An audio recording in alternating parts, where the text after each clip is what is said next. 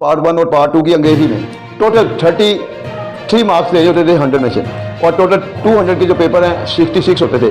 उस वक्त क्या होता था कि एक अगर बच्चा एक पार्ट में 50 मार्क्स ले गया है और दूसरा जो पार्ट उसका किसी तरह से कमज़ोर हो गया है, तो अगर वो दूसरे पार्ट में उसने 20 मार्क्स लिए हैं तो टोटल 70 बन गए, तो वो उसे जो दरकार होते थे 66, वो 70 जाकर वो पास हो जाता था। उम्मीद तो करते हैं, मगर अगर हमारे हम नंबर साजी 33 नहीं आते और पार्ट 2 में हमें बड़ी उम्मीद है कि हम अच्छे नंबर ले लेंगे, तो क्या फिर भी हम फेल होंगे? बिस्मिल्लाहिर्रहमानिर्रहीम। मेरे प्यारे बच्चों, आज मैं अपने उन बच्चों के लिए आवाज़ उठाने जा रहा हूँ जो बच्चे सारा दिन नौकरियाँ करते हैं और सारा दिन नौकरियाँ करने के बाद फिर वो बेचारे अपनी पढ़ाई की तरफ भी आते हैं और उस वक़्त थकावट से वो चूर हो चुके होते हैं, जिस्म इजाज़त नहीं देता कि वो पढ़े, मगर सिर्फ क्या है वो कहते हैं कि नहीं, हमने अपना फ्यूचर बनाना है, हमने भी अपने आप को पढ़े लिखे लोगों की लिस्ट में लाना है। तो देख लें, एक बच्चा जो सारा दिन काम करता है, रात को 8 बजे उसको छुट्टी होती है और 8 बजे छुट्टी होने के बाद फिर बेचारा जो थकावट से चूर होता है, जिसका दिल करता है कि मैं खाऊं और सो जाऊं, तो वो अपनी नींद को भी कुर्बान कर रहा है, सम टाइम वो अपने खाने को भी कुर्बान कर रहा है, और सिर्फ इसलिए कि नहीं मैं एक पढ़े लिखे मुआशरे का हिस्सा बनूं। और उसके बाद उसे यूनिवर्सिटी के साथ क्या सलूक किया जाता है, उस सलूक की वजह से बड़ा दुख होता है। तो उस सलूक के हवाले से देखें, मैं आपको थोड़ी सी बात करने लगा था। पहले जो हमारे बच्चे बीए के पेपर देते थे तो उस वक्त कंबाइन होता था पार्ट 1 और पार्ट 2। उस वक्त ये होता था कि जी पार्ट 1 में एक हिस्से में अगर पार्ट 1 और पार्ट 2 की अंग्रेजी में टोटल 33 मार्क्स लेने होते थे 100 में से, और टोटल 200 के जो पेपर हैं 66 होते थे।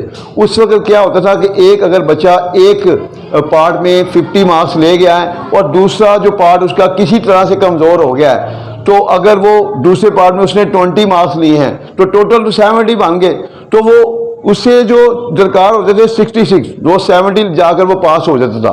अब देखें कितना बड़ा अलमिया है। एक तो यूनिवर्सिटी ने कितनी फ़ीसें बढ़ा दी हैं कि एक आम आदमी फ़ीस को जो है वो बर्दाश्त नहीं कर सकता, जितनी फ़ीसें बढ़ गई हैं। और गरीब आदमी, जिस तरह के आज मैं तारफ़ कराऊंगा, हाँ हमारे बड़े मतलब प्यारे बच्चे हमारे पास आज आए हैं और देखें इनकी ज़ुबानी ये बातें सुनेंगे। सबसे पहले तो मैं ये बताऊंगा, तारफ़ कराता हूँ हाफिज़ नुमान साहब। ये बेचारे जो जॉब करते हैं, सुबह से लेकर अभी फारग हुए हैं, और अब इसके बाद इन्होंने जो है ना वो आगे आना है मतलब स्टडी की तरफ। अब देखें, ये बच्चे ने जब हमारा लेक्चर पार्ट 1 का लिया था तो ये देर तक हमारी आवाज़ इनके सामने पहुंची, और अगर यही कह रहे थे कि सर अगर हमें कुछ दिन और पहले आपकी आवाज़ हमारे तक पहुंचती तो शायद जिस तरह आपने जो चीज़ें बड़े अच्छे तरीके से गाइड किया तो हम पास हो जाते। अब हम उम्मीद तो करते हैं, मगर अगर हमारे हम नंबर साजी 33 नहीं आते और पार्ट 2 में हमें बड़ी उम्मीद है कि हम अच्छे नंबर ले लेंगे, तो क्या फिर भी हम फेल होंगे? और यकीनन जो यूनिवर्सिटी का अब का रूल जा रहा है वो तो एक बहुत बड़ा जालिमाना रूल है।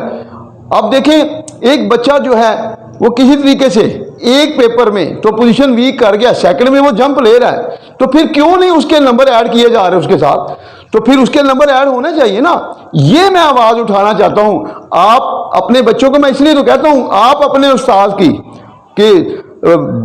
उस्ताद के बाजू बने, आप हमारे चैनल को स्ट्रॉन्ग बनाएं। जब हमारा चैनल स्ट्रॉन्ग होगा तो आपकी आवाज़ हम बनेंगे इंशाल्लाह। अब देखें कितना बड़ा जुल्म है। अब देखें, वो जो बच्चा है सारा दिन, तो इस बच्चे ने काम किया, सुबह सुबह उठकर फिर काम पे गया, और अब बेचारा जैसे फारग हो तो हमारे पास आया। तो जब इस बच्चे को अगर ज़रा सा भी पेपर वीक हुआ पार्ट 2 में तो पोजीशन ले गया, और पार्ट 1 में अगर इसके नंबर 2-3 भी कम हुए तो यूनिवर्सिटी वालों ने टोका पकड़ा, वो माफ़ी नहीं देनी। तो मैं उसी टोके के खिलाफ तो बात करना चाहता हूँ, और मैं इंतजामिया तक ये बात पहुँचाना चाहता हूँ कि खुदारा अगर एक बच्चा जो है एक पार्ट में अगर नंबर कम ले रहा है, अगर वो दूसरे पार्ट में अच्छे नंबर ले लेता है, तो फिर खुदारा क्यों फिर आप उसको उसकी डिग्री का हक उससे छीन रहे हैं? फिर आपका फर्ज बनता है कि आप उसको डिग्री दें। आप पहले भी तो ऐसे ही जा रहा था ना, तो अब क्यों बच्चों के साथ जुल्म हो रहा है? अब तो बेचारे जितनी महंगाई हो चुकी है, जो लोग तो गरीब है उनसे पूछें, अब तो बच्चों के पास اپنے کھانے کے لیے پیسے نہیں ہوتے، ماں باپ پتہ نہیں کس طرح سے. اب دیکھ لیں اگر اس بچے کو ماں باپ کی پوری سپورٹ ہوتی تو یہ کام کرتا. تو اس طرح کا جو ہے وہ سوچیں، اور وہ لوگ جو اس ملک سے پیار کرتے ہیں، جو اس ملک کی عوام کے ساتھ مخلص ہیں، وہ گورنمنٹ کو مجبور کریں. اور میں گورنمنٹ سے بھی التجا کروں گا کہ آپ ایسے بچوں کو کے ساتھ ظلم نہ ہونے دیں. آپ یونیورسٹی کو فورس کریں کہ نہیں جی، اگر ایک بچہ جو ہے محنتی بچہ جو ہے اگر کسی طریقے سے ایک پارٹ میں وہ نمبر کم آئے ہیں اور دوسرے پارٹ میں وہ اچھی پروگرس لے گیا تو اس کو پاس ہونا چاہیے. تو دیکھیں یہ ان کی زبانی بتائیں جی، آپ سارا دن کس طرح پڑھتے ہیں، ذرا کتنا محنت کرتے ہیں آپ؟ جی بسم اللہ الرحمن الرحیم. میں سر صبح سے لے کے شام تک جاب کرتا ہوں. بجے جاتے ہیں آپ؟ میں سر صبح 7 بجے جاتا ہوں. اس سے کتنے بجے ہیں؟ صبح فجر ٹائم، نماز کے ٹائم. اب دیکھیں نماز کے ٹائم انہوں نے اٹھنا ہے جی. اس کے بعد پھر سارا دن. جی سر نماز کے ٹائم اٹھتا ہوں، اٹھ کے بعد جو ہے بس قرآن پاک پڑھ کے ڈیوٹی پہ چلا جاتا ہوں، اور رات کو تقریباً واپسی ہوتی ہے 8-9 بجے.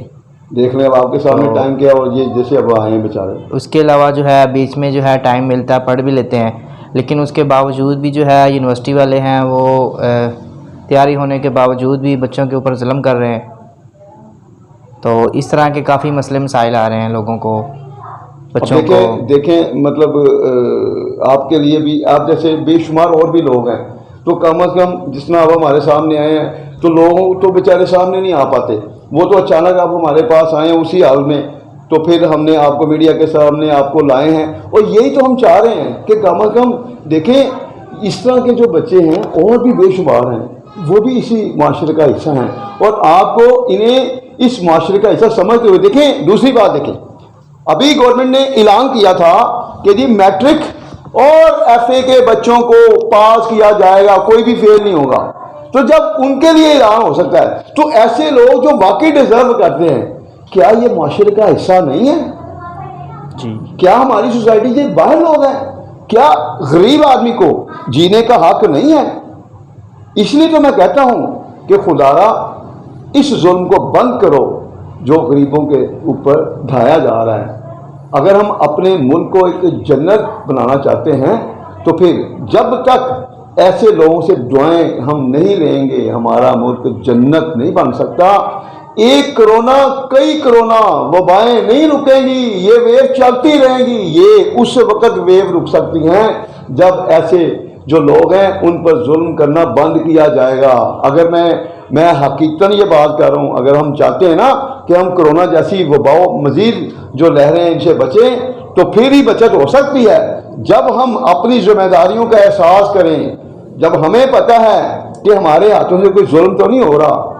تو پھر جب ہم اپنے ہاتھوں سے کوئی ظلم نہیں کریں گے، اللہ کی مخلوق کے لیے کوئی برا نہیں سوچیں گے، نہ برا ہونے دیں گے، تب اللہ کی ذات ہمیں ان جو مہلک بیماریوں سے بچا سکتی ہے، ورنہ نہیں بچا سکتی.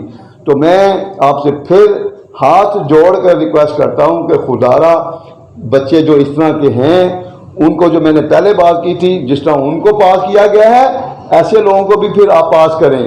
اور اس کے بعد جو میں نے کہا ہے کہ پارٹ 1 کے بچے اگر ایک پارٹ میں اگر کمزور رہتے ہیں تو دوسرے پارٹ میں اگر وہ اچھی پروگرس شو کرتے ہیں تو ان کو بھی پاس ہونے کا حق دیا جائے. یہ صرف جان بوجھ کر کہ جی ان کو فیل کرنا اور پیسے اکٹھے کرنے ہیں، تو یہ چیز، یہ ظلم کو ختم کیا جائے. اللہ حافظ.